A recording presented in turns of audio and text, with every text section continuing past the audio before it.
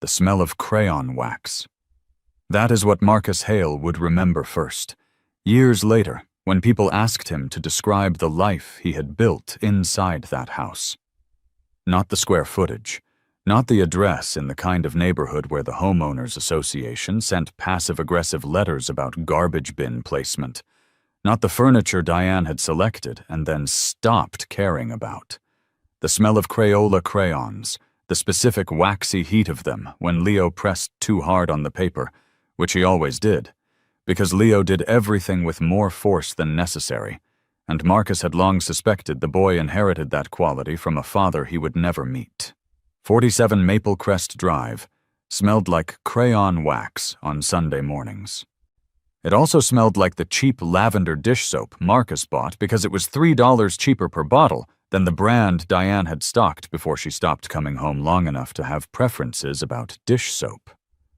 It smelled like the particular staleness of a house that was too large for one adult and one child, a house designed for dinner parties and overnight guests, and a woman who had decided, somewhere around Leo's 4th birthday, that the life she was supposed to be living was happening elsewhere.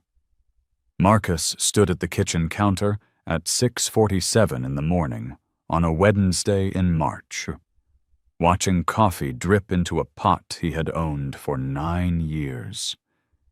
And he thought about none of this consciously. He had long since passed the stage of active grief about his marriage. What he felt now, once, standing in the kitchen of a house that was technically half his, watching a coffee maker he had bought the year before Leo started preschool, was something closer to a forensic awareness. He cataloged things. He noticed things. It was his professional affliction, the habit that had made him valuable to 3 separate law firms over the course of his career, and had made him, if he was being precise about it, the most dangerous man in any room where financial records were being discussed. He poured his coffee into a mug Leo had painted at the school art fair. The mug was slightly lopsided, the glaze uneven, and on one side Leo had painted a dog even though they did not own a dog, had never owned a dog because Diane was allergic, or had claimed to be allergic, though Marcus had begun to suspect that most of Diane's stated allergies were aesthetic rather than medical. He drank his coffee. He heard the sound of small feet on the stairs. Leo came into the kitchen the way he always did, slightly sideways, as though testing whether the room was safe before committing to full entry. He was 9 years old, and already cautious in the particular way of children who had learned that adults were not always where they said they would be. He had Diane's eyes, dark and slightly tilted at the outer corners, and the rest of his face belonged to nobody Marcus could identify, which was fine. The question of Leo's biological father had been settled in Marcus's mind approximately 5 minutes after the first time the boy had called him Dad, which had happened when Leo was 3.5, and Marcus had been tying his shoes, and Leo had simply looked up at him and said it the way children said things they considered already decided, without preamble or punctuation. Dad. Marcus had not corrected him. He had finished tying the shoes and then stood up and suggested they go get ice cream, and that had been that. "Is there cereal?" Leo said. It was not really a question. "Top shelf, left side," Marcus said. "The kind with the astronaut?" "The kind with the astronaut."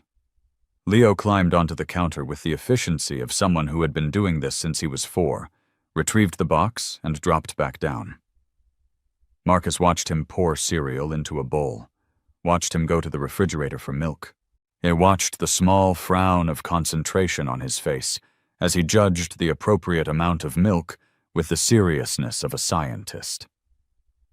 Leo ate cereal the way he approached most things, methodically, with occasional pauses to examine something that had caught his attention in the bowl, as though auditing the contents.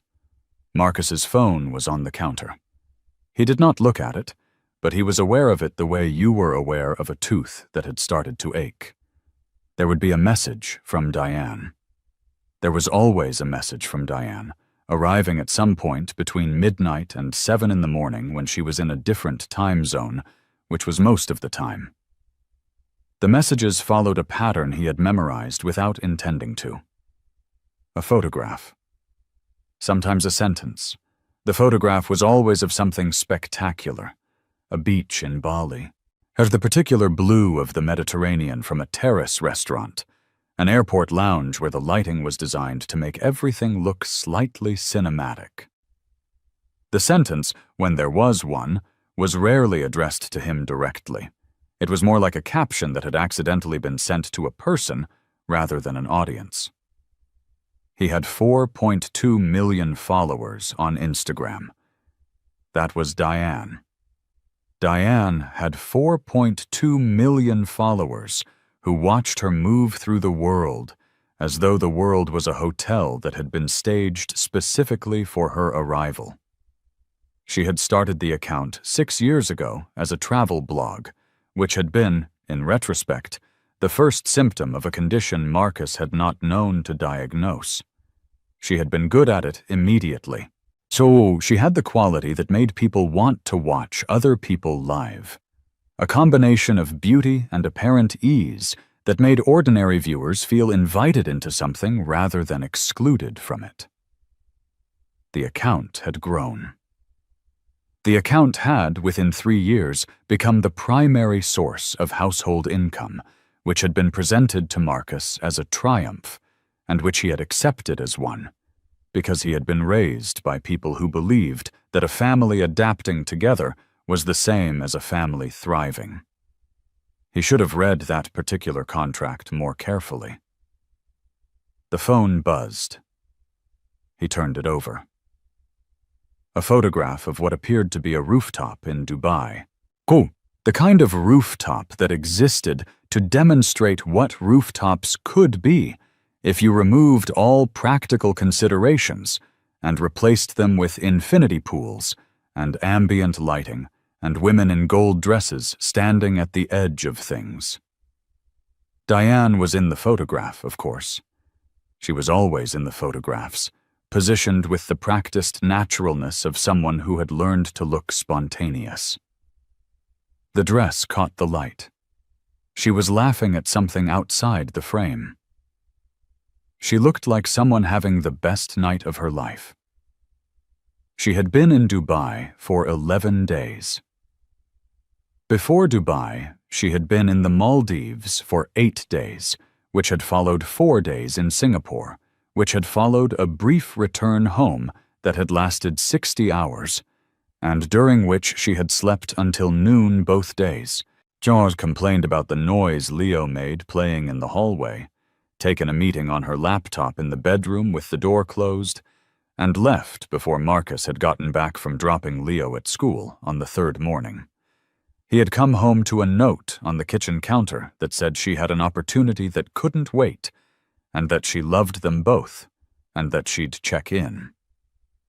She had checked in via photograph from a lounge in Heathrow 6 hours later. Marcus picked up his phone. He looked at the photograph for approximately 4 seconds. He set the phone back down and turned to Leo. "What time is the science project due?" "Thursday," Leo said, without looking up from his cereal. "Today is Wednesday." "I know. Do you have everything you need to finish it tonight?" Leo considered this with the careful honesty that Marcus had always appreciated in him. Some children defaulted to yes as a matter of reflex, a word deployed to end the line of questioning. Leo actually thought about it. "I need the poster board," he said, "and I think we're out of the good glue. I'll get it after I drop you off." "Okay." A pause. The spoon went around the bowl in a small, meditative circle. "Is Mom in a different time zone again?" The question was delivered with the neutrality of a child who had been carefully calibrating his relationship with disappointment for most of his conscious life. Not accusatory, not sad, just a child performing a check on current reality, the way you checked the weather before deciding what to wear. Dubai, Marcus said. That's far. Very far. Okay. The spoon went around again. Can we have pasta tonight? The kind with the spinach in it? Sure. This was the texture of their mornings. It had been the texture of their mornings for 4 years. Before that, when Diane had still been physically present in the house with something approaching regularity, the mornings had been more complicated, full of the kind of domestic friction that requires at least 2 people to generate, the silent negotiations and small resentments that accumulate when a marriage is slowly converting itself into something else without notifying the participants. Marcus had thought, in those years, that the friction was the problem. He had thought, in the way people who were not yet paying attention thought, that if the friction went away, that the underlying thing would improve. The friction had gone away. Diane had gone away. And what remained was this: a 9-year-old boy asking for pasta, and a man who knew exactly how much the household account had been drained in the past 36 months, and was waiting, with the patience of someone who had spent a career waiting, for the correct moment. He had found the accounts 3 months ago. Not the main accounts. The main accounts he had always known about, had always had access to, because in the early years of the marriage they had operated as a functional financial unit, and transparency had seemed not only sensible, but natural. Yet he had found the other ones. The accounts that existed at the intersection of business and personal spending in the particular way that required either deliberate obfuscation or a staggering indifference to being caught. Marcus suspected both. He had found them the way he found most things, through a detail that didn't add up. A tax document with a category error. An LLC registered in Delaware with a registered agent whose address he recognized because he had driven past it once on the way to a deposition in Wilmington, and had noted it the way he noted all things, automatically, the information filing itself away without being requested. The LLC was called Driftwood Creative Group. It had been operational for 22 months. It had, in those 22 months, received transfers totaling $214,000 from accounts that were technically marital assets, the Instagram revenue that Diane had been depositing into a joint business account, and then immediately moving into Driftwood's operating account before Marcus could see it on the monthly statement. The trick was in the timing. The money moved within 48 hours of arrival, and the monthly statements reconciled in a way that showed the joint account as receiving the income and then paying legitimate business expenses, which it was, except that the expenses were being paid to a company that Diane alone controlled, which meant she was, in effect, paying herself from marital funds into a separate vehicle that her husband had no visibility into and no legal access to. It was, as a piece of financial architecture, reasonably elegant, not sophisticated enough to survive scrutiny, but designed not to attract scrutiny. Designed to be the kind of thing a husband who was not a financial forensics specialist would simply never find. Marcus had been a financial forensics specialist for 14 years. He had, in his career, untangled arrangements considerably more sophisticated than this. He had sat across tables from CFOs of publicly traded companies and watched them explain, with genuine confidence, why the numbers in front of him represented something other than what they obviously represented. He had a particular talent for stillness in those moments, for letting people finish their explanations, for saying very quietly something like, "I see," and then opening a second folder. He had not opened the second folder yet. While he was waiting for it to get thicker, he drove Leo to school. Leo ate the last of a granola bar in the passenger seat and asked whether sharks could smell a single drop of blood from a mile away. And Marcus said he believed the commonly cited figure was a 1/4 mile. And Leo considered this and said that was still impressive. And Marcus agreed that it was still impressive. They pulled up to the school. Leo collected his backpack with the practiced efficiency of a commuter. He paused with the door open. "Are you picking me up?" he asked. "Am I always picking you up?" Leo appeared to consider whether this was a rhetorical question. He decided it was not. "Yes," he said. "Yes," Marcus said. Leo nodded, apparently satisfied by the confirmation of what he already knew, and got out of the car. Thus Marcus watched him walk through the school's front entrance. Leo did not look back. He was not the kind of child who looked back. Marcus went to the office supply store and bought poster board and the good glue. Then he sat in the parking lot and called his attorney.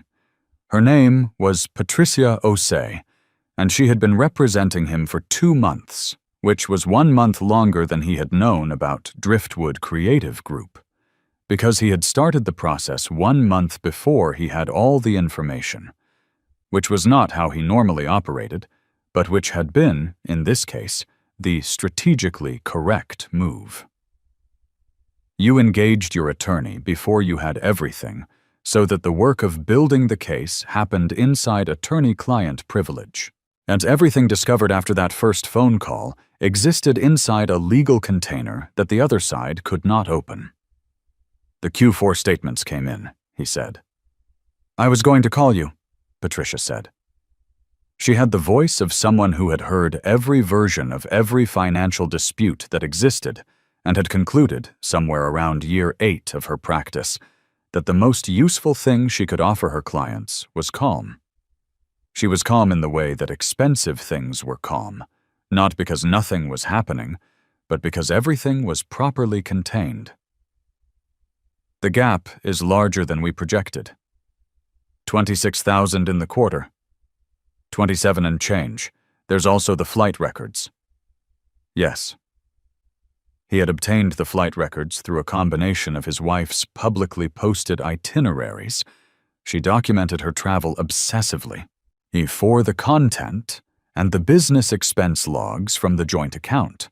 Diane had been charging first-class flights to the joint business account as content creation travel expenses, which they partially were, except that on 11 of the 43 flights in the past 18 months, there had been a second ticket purchased through a separate booking platform that was not charged to the joint account.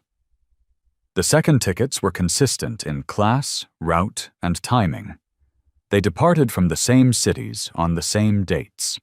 They arrived at the same destinations. Someone had been traveling with Diane on 11 of those trips. Someone whose expenses Diane had been paying from the Driftwood account, which meant from marital assets, because Driftwood's operating capital was marital assets. "The discovery motion is ready," Patricia said. "I want to file it Friday." "Not yet." A pause. "Marcus?" "The Cayman account," he said. Another pause. This one had a different texture. "You found it?" "I found a reference to it, in a wire transfer memo from Driftwood's Q3 statement. The account number is partial. It's a receiving account notation, not a full routing string. But the format is consistent with a Class B trust registration in the Cayman Islands, which means she's moved the money at least 1 step further out. I need the full account details before we file." "How do you plan to get those?" "I don't need the account details themselves. I need proof of the transfer. The wire transfer memo is already in my possession. That's enough to trigger a foreign financial account disclosure requirement under FBAR. And if she has not filed that disclosure, which given the construction of this entire arrangement she almost certainly has not, that becomes a federal reporting violation. The discovery motion becomes much more powerful with that attachment." Patricia was quiet for a moment, in the way she was quiet when she was recalibrating her understanding of how a case was going to proceed. He had given her that experience several times in the past 2 months. "You're going to enjoy this," she said, and it was not quite an accusation. "I'm going to do it correctly," Marcus said. "There's a difference." He went home. He put the poster board in the hall closet where Leo would find it. He made himself another cup of coffee with the mediocre machine and sat at the kitchen table with his laptop and worked for 6 hours on 3 separate cases that had nothing to do with his wife. A billing at his standard rate, conducting himself with the precision and focus that had always been the organizing principle of his professional life. Around noon, he heated up the leftover soup from Tuesday. Around 2 in the afternoon, Diane sent him a voice message, which was unusual enough that he put down his work and listened to it. "Hey," she said. Her voice had the slightly distant quality of someone in a nice hotel room with good acoustic absorption. He could hear the air conditioning in the background. "I know I've been hard to reach. I just wanted to check in. How's Leo? Is he doing okay with that science project? Tell him I'm thinking about him." A pause. Then, "I'll be back in a few weeks. I have a brand deal shoot in Milan first, but after that I'm coming straight home. We should talk." He saved the voice message, and he forwarded it to Patricia with the subject line, "Wife's communication, unsolicited. Note the deliberate vagueness about return date." Patricia responded within 4 minutes. Saved to file. He went back to work. The science project was a poster about the water cycle, which Leo had decided to execute with a degree of detail that exceeded the assignment requirements by some margin, because Leo, when interested in something, was unable to produce a version of it that was merely adequate. He had drawn the evaporation and condensation diagrams with a level of anatomical specificity that Marcus suspected was going to confuse his teacher, and had included a footnote explaining the difference between condensation nuclei and ice nuclei that he had sourced from a library book. Marcus sat at the table across from him and worked while Leo glued and drew and occasionally asked questions about whether the arrows representing water molecules should have double or single points, and Marcus said whatever looks better to you, and Leo considered both options seriously before deciding on double.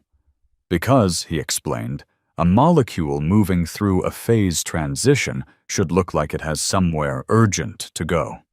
Marcus looked up from his laptop when Leo said this. He looked at this boy who was not biologically his. This 9-year-old who had decided that evaporating water molecules should look like they had somewhere urgent to go.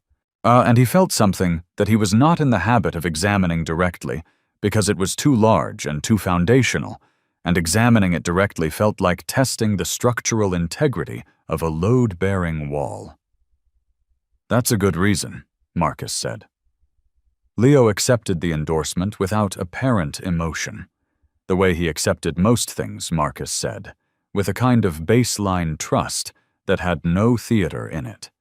He bent back over the poster board and added the double-pointed arrows. At 8:15, Marcus put Leo to bed. They went through the routine that had been their routine for 5 years. Leo brushed his teeth while Marcus stood in the doorway of the bathroom asking whether the back teeth were being done properly, which they usually weren't. What? And then Leo got into bed and Marcus sat on the edge of it, and they had the conversation they always had, which had no fixed agenda, but which covered whatever Leo had been thinking about that day. Tonight, it was the shark conversation again, redirected, because Leo had looked up the actual distance sharks could smell blood and had found a range of estimates that he found unsatisfying. "Why don't scientists agree on it?" Leo asked. "Because measuring what a shark can smell is harder than it sounds," Marcus said. "But they could do experiments." They could. Science is also about the experiments you have resources to run. Leo considered this. That seems like a limitation. Most things have limitations. A long pause. The particular quiet of a child who is working up to a question he has been holding for a while. "Is Mom going to be home for my birthday?" Leo's birthday was in 6 weeks. Marcus knew the answer. He had known the answer since he had looked at Diane's posted itinerary, which had her in Milan for the brand deal, then 3 days in Paris, Then what appeared to be a long weekend in Morocco with a group of other influencers whose accounts he had reviewed for financial forensics purposes that were entirely unrelated to his personal feelings about them. None of this placed her home in 6 weeks. "I don't know yet," Marcus said. "Okay." The particular flatness of that okay. Not wounded, just registering. "What do you want to do for your birthday?" "Can we go to that aquarium? The one with the jellyfish room?" "Yes." "Just us?"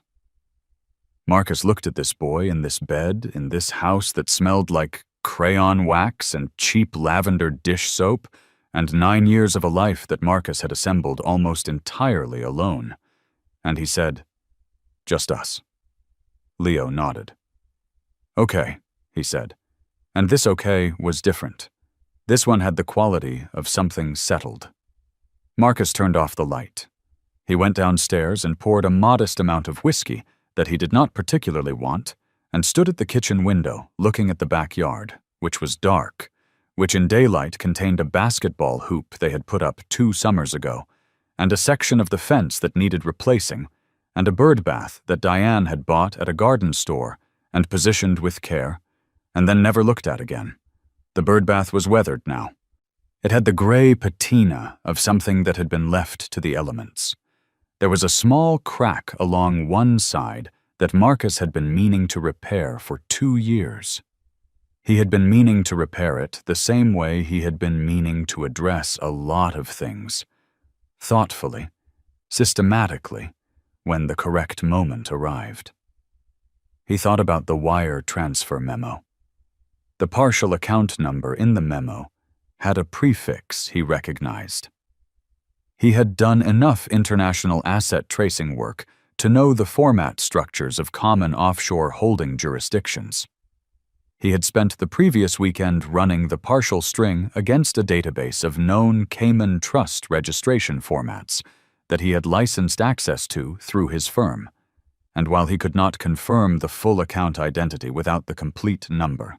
Yes, the probability that this was a Class B trust registered in a standard Cayman holding structure was high enough that he had begun treating it as confirmed for planning purposes.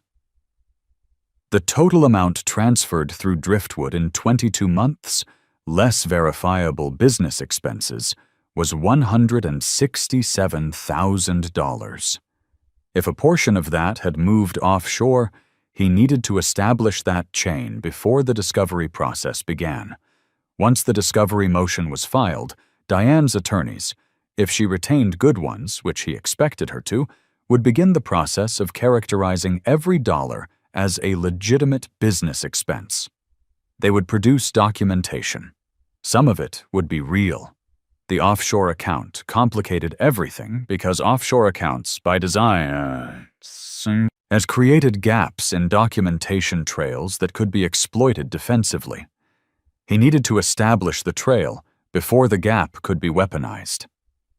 He had one more step he needed to take before Patricia filed.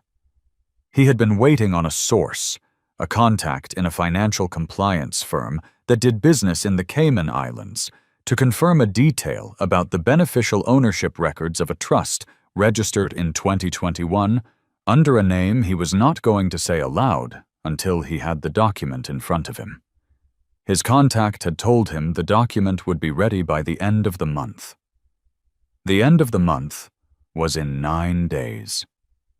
He finished the whiskey. He washed the glass. He put it in the drying rack beside the mug Leo had painted with the lopsided dog. He checked the locks on the front door, which was a habit he had developed not from fear, but from the comfort of completing a known sequence. He went upstairs. He did not check Diane's Instagram. The document arrived on a Thursday, 8 days ahead of the month's end, because his contact was either efficient or had recently become less cautious about timelines, and Marcus was not in the position to question either. It was 23 pages. It was a beneficial ownership record for a trust called the Meridian Lakeshore Trust, registered in the Cayman Islands in March 2021, which was 7 months after Driftwood Creative Group had been registered in Delaware, which was 11 months before the first material transfer from the Driftwood account to an offshore wire destination appeared in the records Marcus had assembled. The beneficial owner of the Meridian Lakeshore Trust was a person named Daniel Achebe. Marcus read the name twice. He looked at the document for approximately 30 seconds without moving. Then he opened a browser and typed the name into the professional network search he used when he needed to understand someone quickly and thoroughly. Daniel Achebe, 34 years old. He maintained a profile that was sparse, but not conspicuously sparse. The sparseness of someone who operated in the background of visible industries rather than the studied absence of someone hiding. He had a production company. The production company was registered in California and appeared to do brand content production for mid to large social media clients. It had been operating since 2019. In 3 years of posted content on a professional network, and he had been tagged in the Instagram posts of 4 travel influencers. One of them was Diane. The tag was from a post 18 months ago. It was a photograph of a content production team on what appeared to be a beach in Bali, a group shot, loosely staged, the kind of thing posted to demonstrate the community of a creative ecosystem. Diane was in the center. Daniel Achebe was 2 people to her left. His hand was on the shoulder of the person between them, not on Diane, and the photograph was entirely explainable as a professional team photo, which was, Marcus recognized, precisely why it had been posted publicly. The 11 flights with the second ticket. He went back to the travel records. He cross-referenced the dates of those trips with what he could verify about Daniel Achebe's location, which was limited, but enough. The professional network showed check-ins, posts from clients that tagged him, a keynote appearance at a social media conference in Singapore that was dated 2 days after one of the 11 flights in question. Singapore was one of the destinations. The conference was consistent with a person flying commercial first class from Los Angeles on the date of the second ticket. He was, as he had been for the past 3 months, building a picture from available light. He did not have a confession. He did not need one. He was not building a personal case. He was building a financial case, which was the only kind of case that mattered at this stage, because the financial case would carry everything else. He called Patricia. "I have the beneficial ownership document," he said. She was quiet for exactly the right amount of time. "Send it." "I'm sending it now. The trust was registered March 2021. The beneficial owner is a third party, not a family member, not an advisor. He runs a production company. I believe he is the person who accompanied my wife on 11 of the 43 trips I documented." "Is there evidence of a personal relationship beyond the financial?" "Nothing documentary, but the financial relationship alone is sufficient for our purposes. The transfers from Driftwood to the offshore trust represent marital assets redirected to an account controlled by a third party. Whether the relationship was professional or personal doesn't change the financial exposure." "It changes the narrative," Patricia said. "The narrative is not my concern right now. The accounting is." "Marcus." She said his name in the tone she used when she felt he was being precisely correct, in a way that was not entirely healthy. "You've been at this for 3 months. How are you holding up?" He thought about this honestly, because Patricia deserved honesty, and because he had no patience for the alternative. "I'm fine," he said. "I'm better when I'm working. This is work I know how to do." "Okay." She accepted this. "I'm going to file the discovery motion Monday, with the FBAR disclosure issue attached. I want to flag the offshore account to the court before she has a chance to address it proactively." "Agreed. There's one more thing." "The custody arrangement." "Yes, He had been thinking about how to say this part. He had been thinking about it for the full 3 months. Yes, returning to it periodically the way you returned to a calculation you wanted to check. Running it through every emotional variable he could identify to ensure that what he arrived at was not revenge dressed as strategy, but actual strategy that happened to be the right thing. "I want primary physical custody with liberal visitation," he said, "based on documented parental absence. She has spent fewer than 90 days in the state in the past 12 months. I have documented school attendance records, medical appointment records, extracurricular activity records for the past 3 years. The pattern of absence is continuous and substantial." "Leo is not your biological child," Patricia said. It was not a judgment. It was a legal fact that required management. "I'm aware. She could use that. She could try. 3 years of documented sole caretaking establishes psychological parentage under the family code. The school records list me as primary contact. His pediatrician, his dentist, his emergency contacts. Every institutional record shows me as the de facto parent. There are 7 years of that. I've been his father in every functional sense since he was 3 years old." "I know that," Patricia said. "I just want you to know she can make it painful even if she ultimately loses the argument." "I know she can make it painful." He paused. "I'm prepared for that." He was. He had been preparing for it the way he prepared for all things, by making sure that when the pain arrived, he had already done everything in his power to ensure it was his opponent's last available weapon. The week before he moved out, Marcus took inventory. And he did this literally. He walked through the house with a notepad and documented room by room the contents. This was not as unusual as it might have seemed to someone unfamiliar with divorce litigation. Asset documentation was standard. What was perhaps unusual was the care with which he separated the categories. What had come into the marriage as his, what had been purchased with joint funds, what had been purchased with driftwood revenue, and what fell into the ambiguous territory of gifts and accumulations that would require negotiation. He had been thinking about this division for months, and had done the documentation work over the course of several weekends when Leo was at a birthday party or a playdate, methodically photographing and cataloging with the same systematic attention he brought to financial discovery. As the house itself was complicated, they had purchased it 6 years ago with a down payment drawn from a combination of Marcus's savings, money he had accumulated before the marriage, and revenue from Diane's account. The mortgage was in both names. The complication was the appreciation.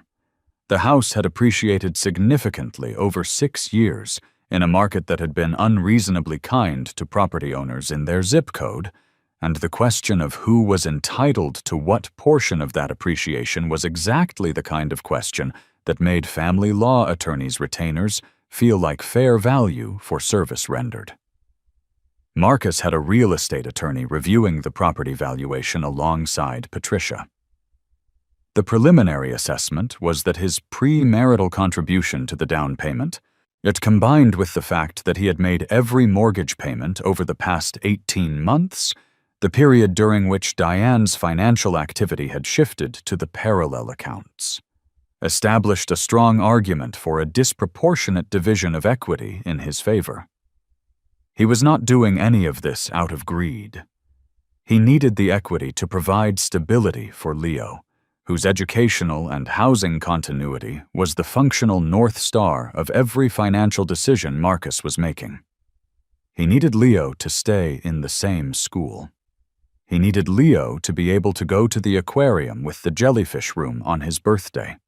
He needed Leo to keep the basketball hoop and the backyard with the cracked bird bath, and the bedroom he had spent one afternoon painting a specific shade of green that Leo had chosen from a hardware store paint chip, with the authority of a person who had given the matter considerable advance thought. He moved Leo's things into his mother's house on a Friday night. His mother lived 35 minutes away, and had been briefed on the situation with the careful completeness Marcus brought to all disclosures that required someone to understand the full picture without editorializing. His mother had listened. She had asked 3 questions, all of them practical. She had said she had room for both of them, for as long as necessary, and she had made the particular face she made when she was registering deep emotion while choosing not to express it in the moment, which was the face Marcus had apparently inherited along with the rest of his forensic habits. He did not tell Leo they were moving temporarily. He told Leo they were spending some time at Grandma's house, because Grandma had been asking for company, and because Grandma had better weekend pancake output than their kitchen at Maplecrest Drive, which was true. Leo had greeted this information with the equanimity he brought to most logistical changes in his life, which was the equanimity of a child who had learned that the stable elements of his world were not addresses or bedrooms or the proximity of certain furniture, but the continued presence of one specific adult. And that adult was going to be at Grandma's house, and therefore Grandma's house was fine. Marcus came back to Maplecrest Drive on Saturday morning to finish his portion of the move. He took the things that were his. He took the furniture from his home office, which he had bought before the marriage. He took the records and the books and the specific kitchen items that had been his before the marriage and that he had quietly inventoried 2 weeks earlier. He left the house clean, which was more than he had to do, but which was the kind of thing he did regardless of whether there was a strategic advantage to it. But he left nothing that belonged to him. He took nothing that did not. He set his keys on the kitchen counter. He stood in the kitchen for approximately 45 seconds. The coffee maker was still there. The crayon smell was faint now, a ghost of the Sundays that had composed 6 years of his life in this house. The bird bath was still in the backyard. The crack in the fence was still there. The house looked exactly the way it always had, except that the particular weight of a life being lived inside it had been carefully, systematically removed. He walked out the front door. He did not look back. He had not taught Leo to look back, and he was not going to practice what he had not preached. Diane landed at JFK on a Tuesday. She had been traveling for 31 days. He knew this because he knew the itinerary. One had known it from the posted content, had cross-referenced it against the travel expense records, had documented it the way he documented everything. He knew she had been in Dubai, then Milan, the brand deal shoot that she had mentioned in the voice message, then 3 days in Paris and the long weekend in Morocco, and then, apparently, a spontaneous extension through Barcelona that had added 9 days to the original timeline and had been documented primarily through a series of Instagram posts featuring someone else's yacht and the particular blue of the Mediterranean that seemed to follow Diane everywhere she went with the constancy of a cinematographer who loved her. He knew she had landed at JFK because she had posted a photograph from the airport, the obligatory return post, the one that performed the concept of homecoming for an audience while treating the actual home as incidental to the narrative. She was sitting in the arrivals area in the kind of effortless travel outfit that was the product of considerable effort. She had her roller bag and her oversized carry-on, and the particular expression of someone who had been away long enough that returning felt like an event worth documenting.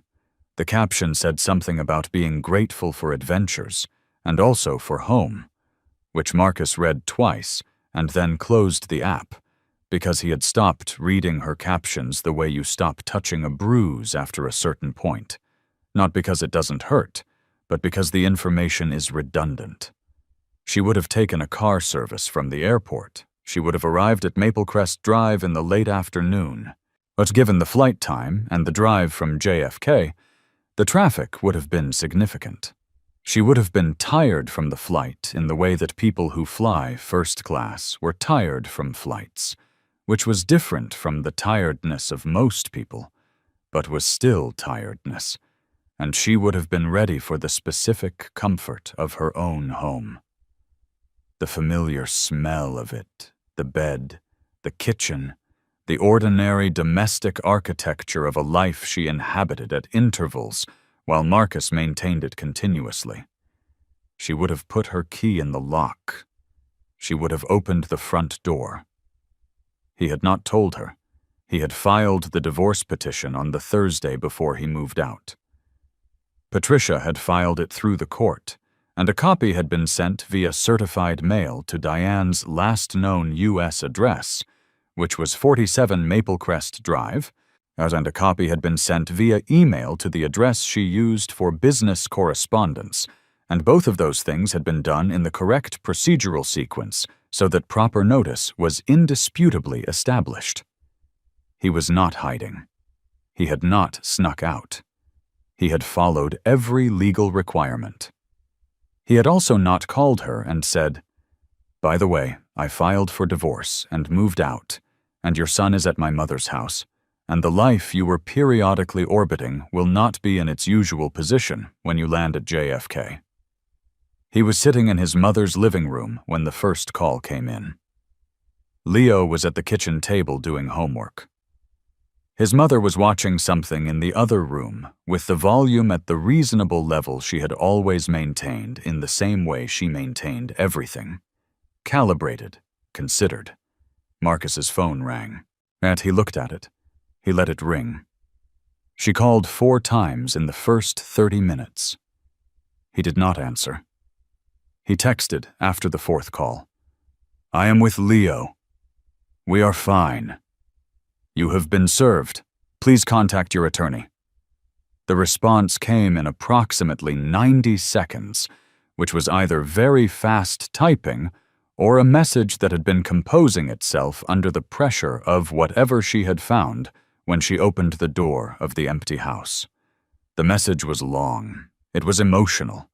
It was the kind of message that people sent when they were standing in a house that had been thoughtfully evacuated, surrounded by evidence of a life that had continued without them in their absence, and had now been deliberately concluded. And the shock of that was producing a kind of verbal acceleration, and a rush of words that was trying to outrun what the words could not actually address. He read it once. He typed, "Please contact your attorney." He put the phone face down on the table. From the kitchen, Leo's voice. "Dad, how do you spell peninsula?" Marcus spelled it for him. Leo thanked him with the casual efficiency of a child requesting a tool from a toolbox, and then returning to work. Marcus's mother appeared in the doorway with 2 cups of tea. She put one in front of Marcus without comment, which was exactly right, and took her tea back to her chair, and the evening continued in the way that evenings continued, through homework and dinner and the television his mother watched, and the cup of tea that went cold on the table, because Marcus did not drink it. And looking at the ceiling of his childhood home in the dark after Leo had gone to bed and the house had quieted, he thought about Diane standing in that kitchen. He thought about her seeing the empty counter where his coffee maker used to be, the missing items she would catalog, the way he had cataloged them in the inventory. Or no, she would not catalog them the way he had. She would not notice them in that order or with that precision. She would notice them in the way you noticed the absence of something you had treated as permanent, with a sudden awful specificity, the way you noticed a tooth that was gone when your tongue found the empty space. He thought about how it would feel, standing in that house. The quiet of it. The particular quality of empty rooms that had recently been full. He thought about it. Then he set it aside, at the way he set aside all the things he could not use, all the information that belonged to the emotional register rather than the strategic one. He was not done. He had things left to do, and doing them correctly required the full use of his faculties, not the fractured half-attention of a man who was also processing grief, which was what this was underneath everything.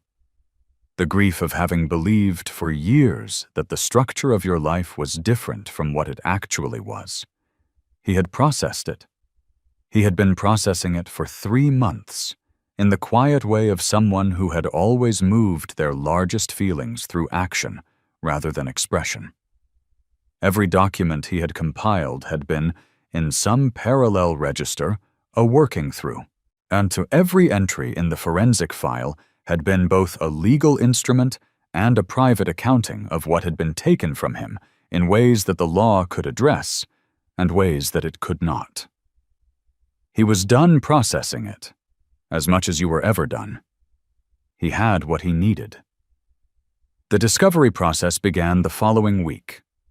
Diane retained an attorney named Harrison Fleck, who was experienced and who Marcus, upon reviewing his professional history, judged to be the kind of attorney who was very good at the interpersonal performance of the law. The depositions, the courtroom, the strategic deployment of sympathy, and less experienced with the specific subspecialty of forensic financial litigation, which was, from Marcus's perspective, a fortunate mismatch.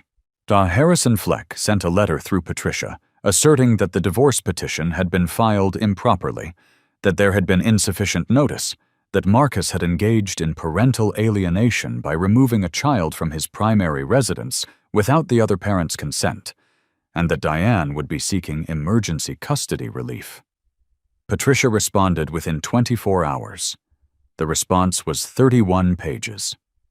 It included the certified mail tracking confirmation showing delivery of the divorce petition 8 days before Diane's return. It included the email confirmation showing the petition had been opened from an IP address in Barcelona on the day of its arrival. It included 3 years of school records listing Marcus as primary and sole contact, 3 years of medical records showing the same, or emergency contact documentation from 6 institutions, and a declaration from Leo's teacher, a woman named Mrs. Carver, who had known Marcus and Leo since Leo's first week of 3rd grade, and who had agreed, with no apparent hesitation, to attest to the pattern of parental presence she had observed over 2 school years. It also included a preliminary summary of the forensic financial findings, which Patricia had labeled Exhibit A through Exhibit F. Harrison Fleck did not respond for 5 days. Marcus imagined those 5 days as the sound of someone reading documents carefully and then going very quiet. When the response came, it did not address the custody emergency motion. It addressed the financial exhibits in a letter that was, Marcus noted, noticeably shorter and more careful in its language than the first one. It suggested that the transfers to Driftwood Creative Group represented legitimate business practices under the LLC operating agreement, and that any interpretation suggesting marital asset dissipation was a mischaracterization of standard creative industry financial structures. Marcus read this letter at his desk in his mother's guest room, which he had converted into a functional workspace within 48 hours of arriving, because the alternative was to not work, which was not an option. He noted 3 specific phrases in the letter that were legally imprecise in ways that would not survive a deposition. He sent Patricia a voice memo that was 11 minutes long and contained, in order, a summary of the phrases, an explanation of why each was imprecise, and a suggested line of questions for the financial deposition that would be necessary once discovery was underway. Patricia's response was, "Are you billing me for this?" He typed back, "No. Do the questions." The financial deposition was scheduled for 3 weeks out. In the interval, Marcus did 2 things that were not directly related to the litigation, but which were, in his assessment, necessary to the larger project of building a life that was structurally sound rather than merely resolved. The first was that he found an apartment. It was not in the same zip code as Maple Crest Drive, which was intentional, not distance for distance's sake, but the strategic reconfiguration of proximity. It was 11 minutes from Leo's school, which was the relevant variable. Found it was a 2-bedroom unit in a building that was 7 years old and unremarkable in the way that adequate things were unremarkable, which was exactly what he needed. He was not interested in dramatic reinvention. He was interested in a bedroom for Leo that was Leo's, in an address that would appear on school forms and medical records and the custody documentation that was going to need an address. He signed the lease on a Thursday. He moved in the following weekend with Leo, who assessed the space with the same methodical attention he brought to cereal bowls and phase transition diagrams. "Which room is mine?" Leo asked. "The one facing the courtyard." Leo went to look at it. He stood in the empty room for approximately 30 seconds. He came back. Is there going to be a window in that direction for morning light?" Marcus considered the room's orientation. "Northeast." "That's fine," Leo said. "I don't like waking up directly in sun." "I know," Marcus said.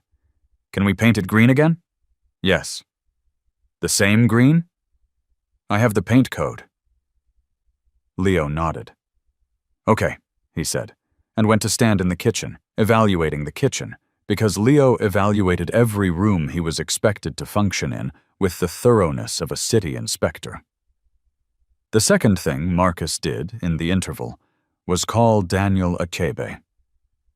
This was the one thing he had not told Patricia he was going to do, because Patricia would have told him not to do it, and she would have been correct from a strictly legal standpoint.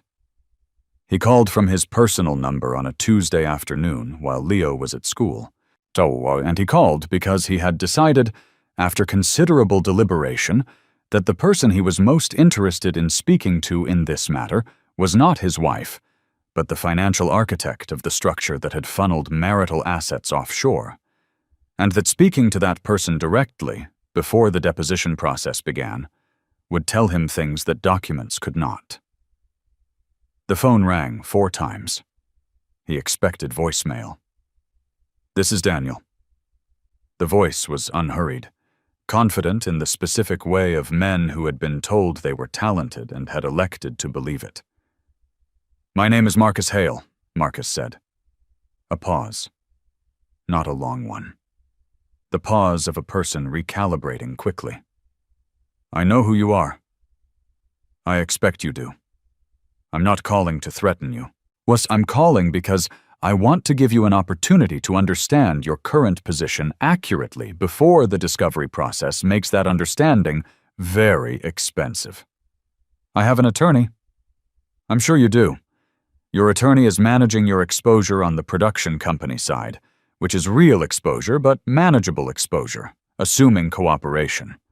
The Cayman Trust is different. The Meridian Lakeshore Trust received transfers from marital assets.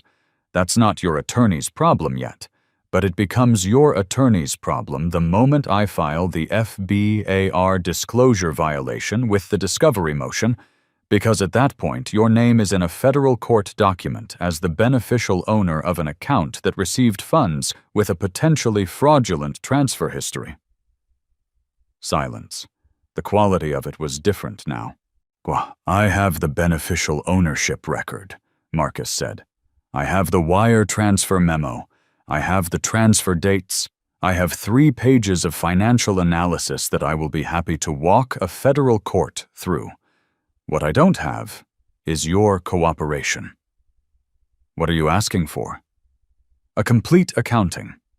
Every transfer from Driftwood to the trust. The full account details. And a declaration drafted by your attorney and mine that confirms the source and path of the funds." "You want me to cooperate against her?" "I want the record to be complete. What you do with the information about your personal relationship with my wife is between you and your own conscience. The financial record is a separate matter." Another silence. This one lasted long enough that Marcus wondered, briefly, whether the man was going to simply end the call. And then, "Give me 48 hours. "You have 24, Marcus said. "The filing window closes Wednesday." he ended the call. He put his phone face up on the desk and looked at it.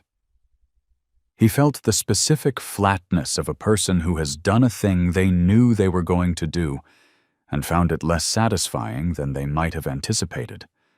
Not because it had gone badly, but because the thing he actually wanted, which was a version of the past 7 years that had been different from the version that had actually occurred, was not available in any filing or deposition or declaration, and never would be. He made coffee. He worked until 3, so he picked up Leo. Leo had a permission slip for a field trip to a natural history museum and wanted to know whether the kind of sharks at the museum were the real skeletons or the plastic replicas. What Marcus said he did not know, but that either version would contain accurate information about the skeletal structure, and Leo said that wasn't the same as real, and Marcus agreed that it wasn't the same as real. Daniel Achebe's attorney contacted Patricia 19 hours later. The accounting, when it arrived 3 days after that, was complete. More complete, in some respects, than Marcus had been able to reconstruct independently. There were transfer records from 2 additional intermediate accounts that he had not been able to identify, which meant the total amount of marital assets that had flowed through the Driftwood to Meridian chain was not the $167,000 he had estimated, but $231,000. The additional $64,000 had moved through a payment processor account registered in Diane's business name that she had apparently stopped using after the first year, possibly because she had decided the additional layer was unnecessary, or possibly because Daniel had advised her it was, and in either case it was documented now. Patricia called him when she received the accounting. "I want you to understand," she said, "that this is a genuinely unusual outcome." "I know. The forensic picture you've built is... Marcus, most people who come to me with financial disputes in divorce proceedings bring me bank statements and screenshots. You have brought me a self-contained FBAR case. It's not as dramatic as it sounds. The steps were sequential." "The steps were sequential," she repeated, whilst with the tone of someone appreciating understatement. "Harrison Fleck's office called me this morning. They want to discuss settlement terms.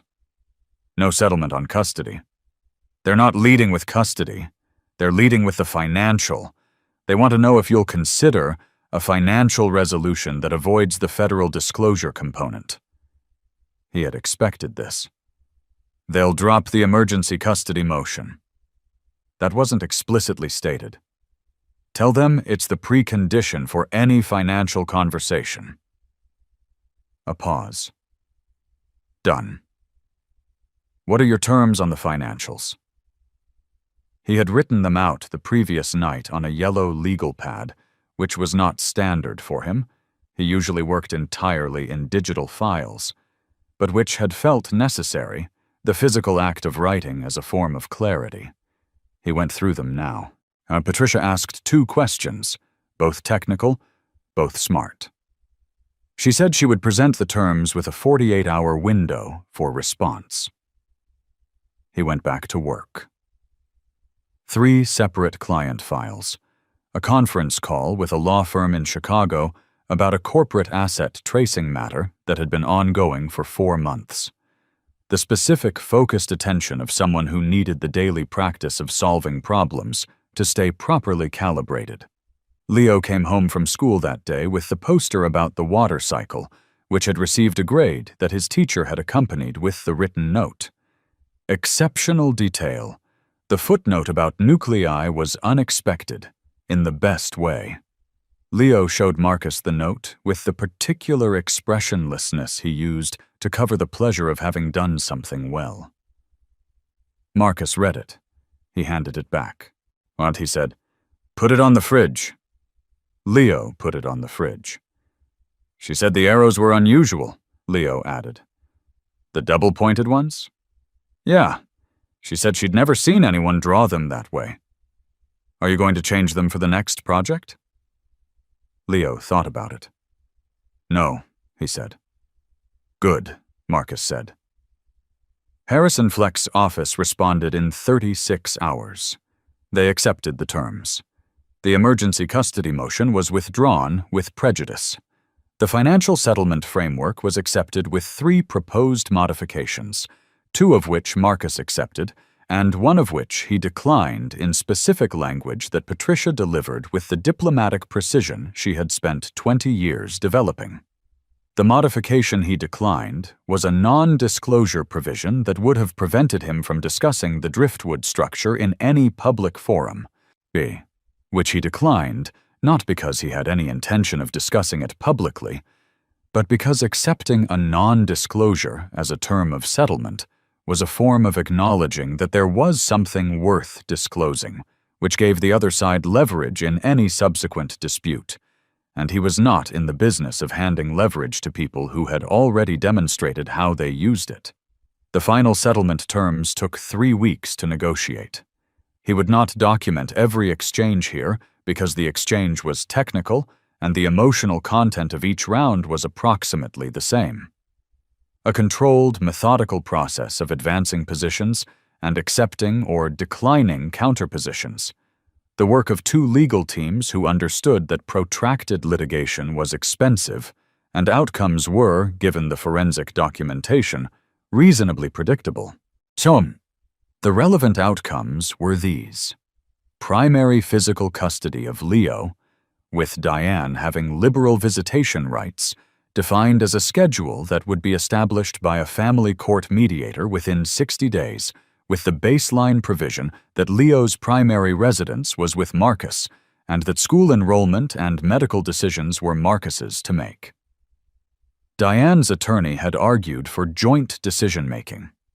Marcus's position, supported by the 3 years of documentation showing him as sole decision-maker by operation of fact, was that joint decision-making required a pattern of joint participation that did not exist in the record. The mediator, when this was presented, concurred. The equity in 47 Maplecrest Drive was divided 63-37 in Marcus's favor, reflecting his premarital contribution to the down payment and the disproportionate mortgage payment history of the final 18 months. Marcus did not retain the house. He had no desire to. The house was listed and sold within 6 weeks of the custody order being finalized, which was fast but not suspiciously fast given the market.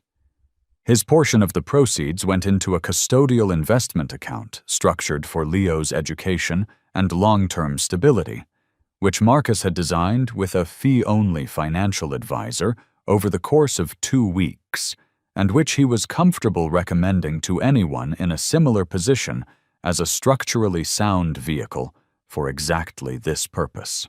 When the driftwood transfers were resolved through a clawback provision in the settlement, Diane would remit to Marcus a sum equal to 60% of the total transferred amount over a period of 30 months through automatic deductions from the joint business account, which remained technically operational until the remittance was complete.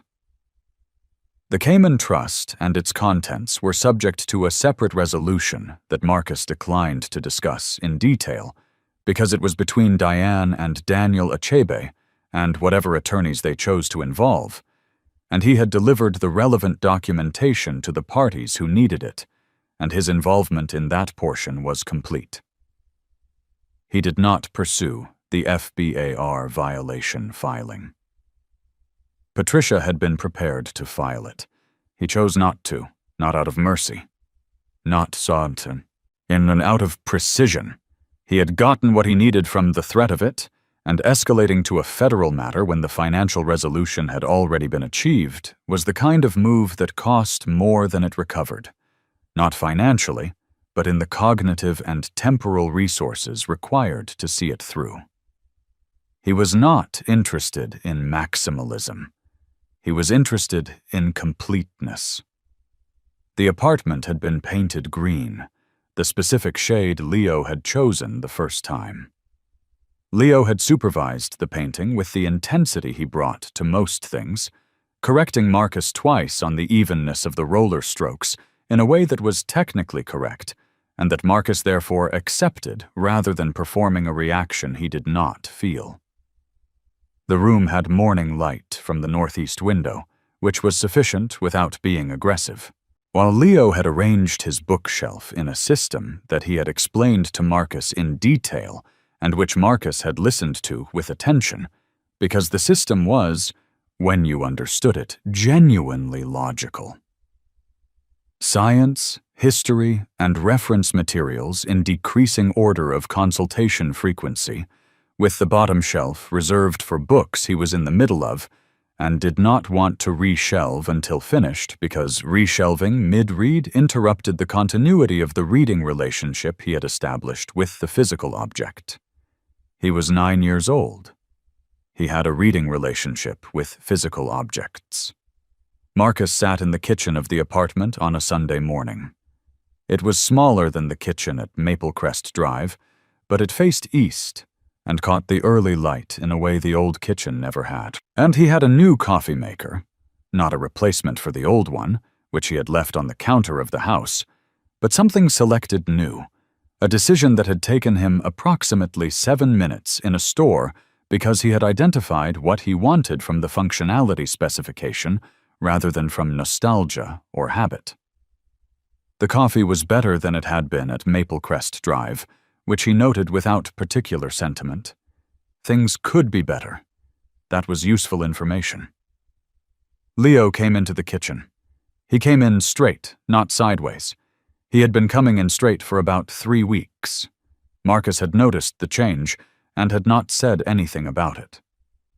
"Can we have the astronaut cereal?" Leo said. "Top shelf?" "On left side." "You always put it in the same place." "Yes." Leo retrieved the cereal with the confident reach of a person who knew exactly where things were. He poured it. He got the milk. He ate. Outside the kitchen window, the Sunday light was doing what Sunday light did, spreading itself slowly over whatever surfaces it found, the specific unhurried quality of morning light on a day with nowhere to be. Diane had been to the apartment twice, both times on visitation days that had been arranged through the mediator's schedule, both times coordinated in advance with the precision that legal agreements imposed on interactions that might otherwise be less precise.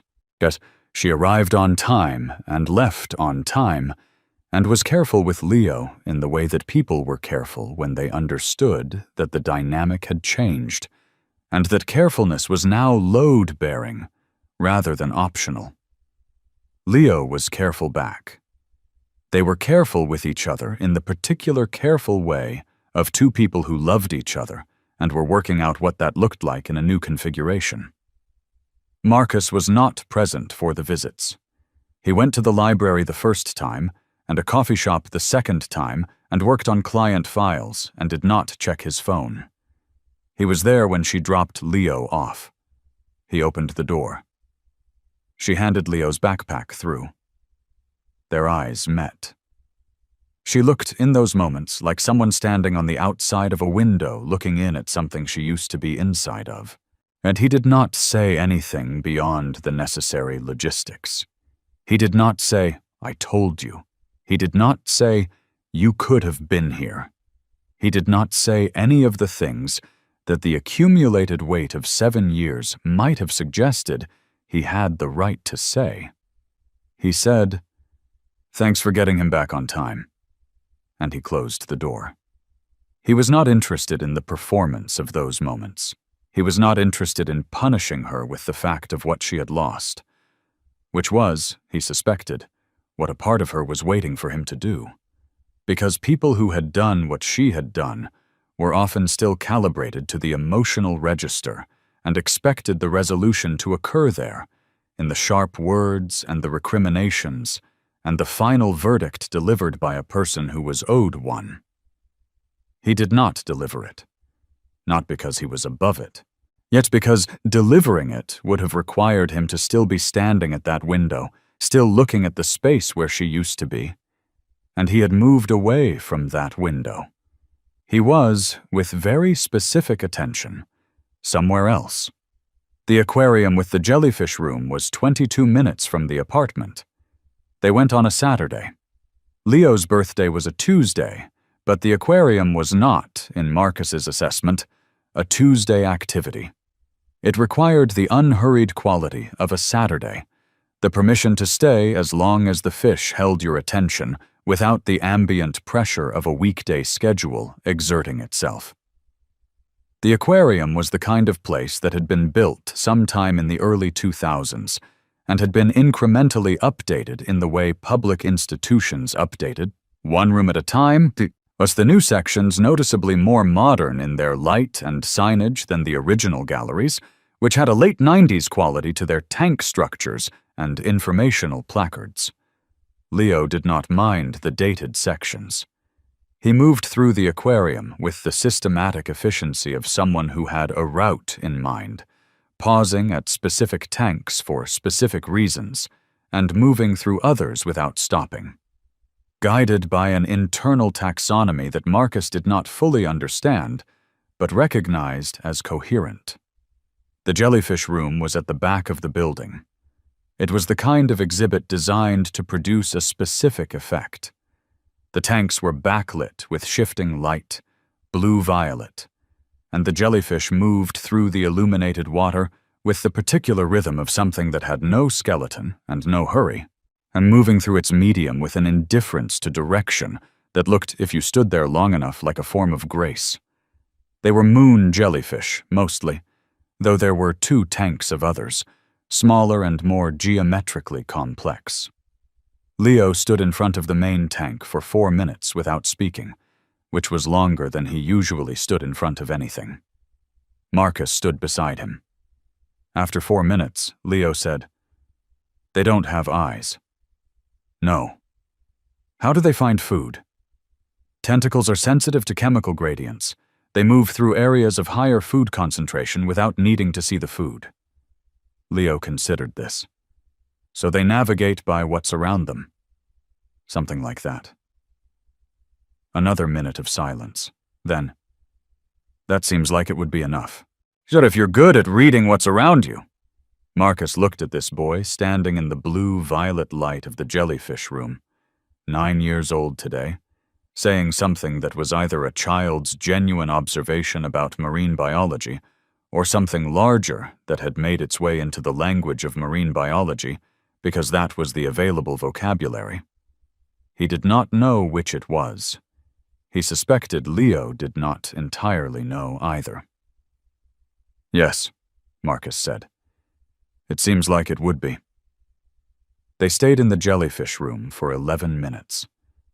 Then Leo said he wanted to see the sharks next, and Marcus said the sharks were in the east wing, and Leo was already moving. Marcus followed.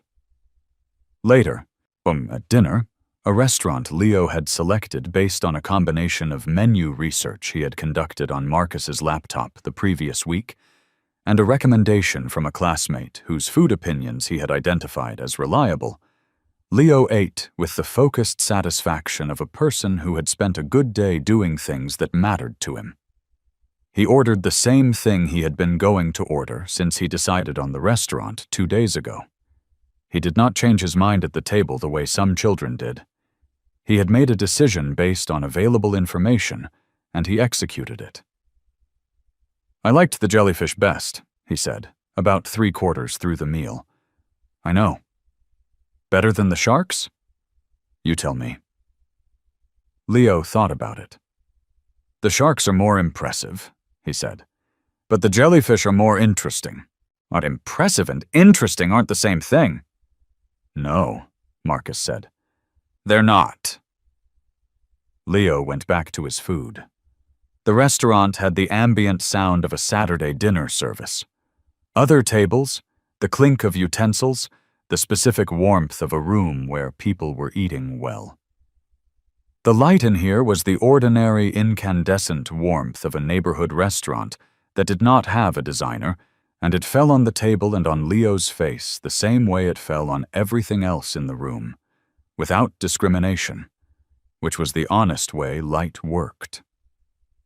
Marcus drank his coffee. It was not bad coffee for a restaurant. He noted this without sentiment.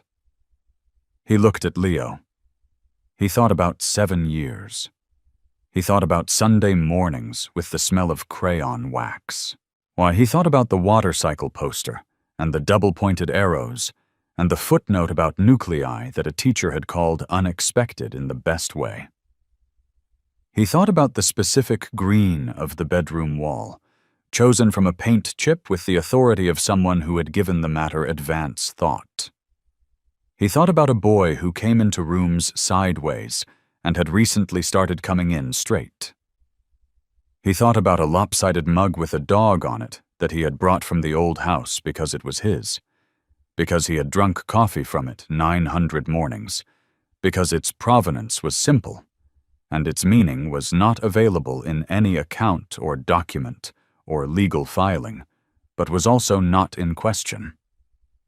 He did not think about Diane. Not because the thought was unavailable, but because the thought was no longer load-bearing. She was in his life now in the specific, limited way that the settlement had defined, in the calendar windows and the pickup logistics, and the occasional email about Leo's school schedule that arrived in a register of studied neutrality that he matched in kind. She was the mother of his son. Not biological. Never biological. But that was a distinction that had required years to stop feeling complicated and had, at some indeterminate point in the past 3 months, simply ceased to be complicated. Leo called him Dad. Leo had been calling him Dad for 6 years. That was the document. That was the record that held. "Can we get dessert?" Leo asked. "It's your birthday." "That means yes?" "That means yes." Leo looked at the menu with the focus of the newly empowered. He considered 3 options with visible deliberation. He selected the chocolate lava cake, which Marcus could have predicted, because Leo, when given unconstrained choice, returned to chocolate with the loyalty of someone who had audited the alternatives and continued to arrive at the same conclusion. Marcus watched him eat it. The lava part ran when Leo cut into it, the dark interior spreading across the white plate. And Leo looked at this with the expression he wore when something met his expectations precisely, which was a small private satisfaction, the look of a person who had gathered available information and made a correct prediction. "Good?" Marcus said. "Yes," Leo said. Then, with the deliberateness of someone saying something that had been there for a while, looking for the right moment, "I think today was a good birthday." Marcus looked at him. "I think so too," he said. He called for the check. He left a tip that was more than the standard percentage, not performatively, but because the service had been attentive and consistent, and that warranted acknowledgement. He helped Leo with his jacket. They went out into the night air of the city in March, cold but clear, the kind of night where the sky above the buildings showed a few stars through the light pollution, if you looked at the right angle, which Leo immediately did. "Orion," Leo said, finding the constellation with the automatic recognition of someone who had been told which one to look for and had looked for it on subsequent available nights until the recognition became instinctive. "Belts visible tonight," Marcus said. "All 3, Leo said. They walked to the car. Marcus unlocked it. Marcus unlocked. While Leo got in with the practiced motion of a person familiar with this particular vehicle's door weight and the height of the seat and the exact angle of the belt over the shoulder. He was buckled before Marcus had the key in the ignition. They drove home.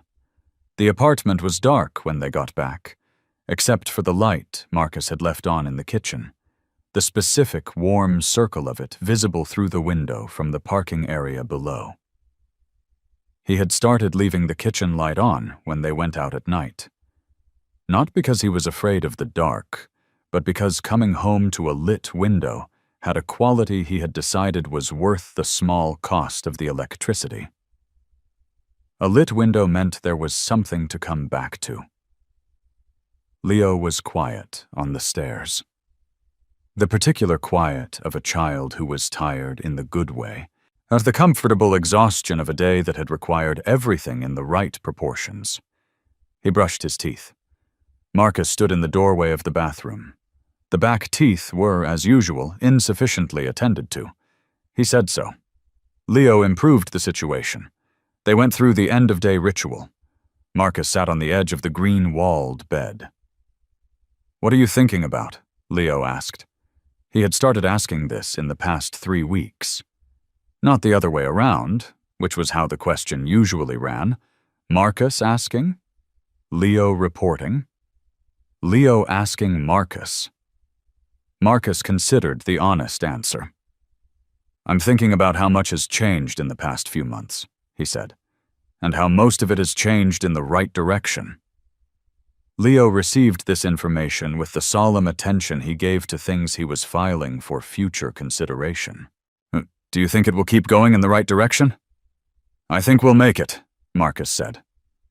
Leo nodded, the deliberate nod of someone giving a formal endorsement. Then he said, "I already knew that," with the matter-of-fact authority of a person for whom the conclusion had been settled some time ago and who was mildly surprised to find it still in question. Marcus turned off the light. He went to his own room and sat in the chair by the window that faced the courtyard. The courtyard was dark, a few lit windows across the way, the ordinary quiet of a residential building at 9:30 on a Saturday night. He could hear, faintly, the sound of something. A television somewhere, the distant ambient noise of a city that did not stop. He did not feel lonely. He noted this with the same attention he brought to all relevant data points. But he did not feel lonely, which was different from how he had felt in the large, well-furnished, half-empty house on Maple Crest Drive on the many evenings when Diane's absence had been the most present thing in the room. He thought about what Leo had said in the jellyfish room. They navigate by what's around them, if you're good at reading what's around you. He had been reading what was around him for a long time. The reading had not always produced pleasant information, but the information had been accurate, and he had used it accurately, and the work was done. He did not open his laptop. He did not check the client files.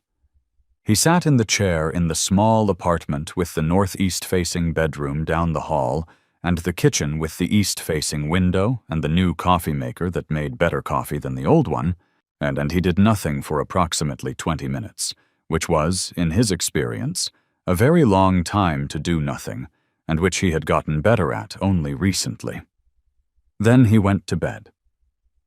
In the morning, there would be cereal with the astronaut on the box, and the east-facing window would catch the first of the light. And Leo would come into the kitchen straight, not sideways, straight, and ask about something, the blood radius of sharks, or the phase transitions of water molecules, or the structural integrity of Orion's belt.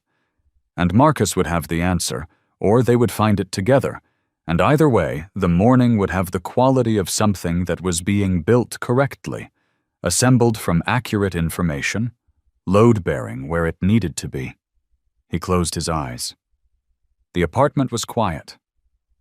Outside, somewhere down the street, a light was still on.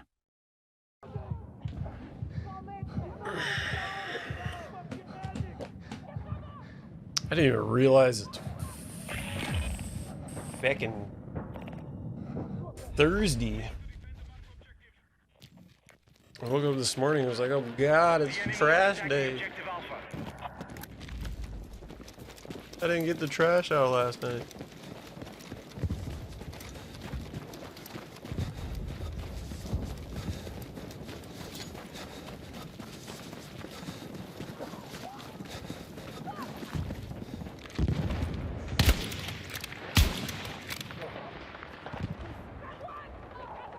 We no longer control Alpha.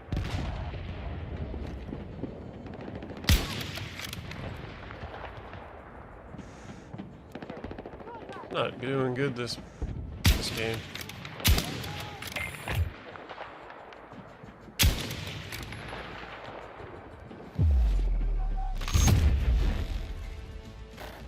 15 and 6. Whatevs. Whatevs.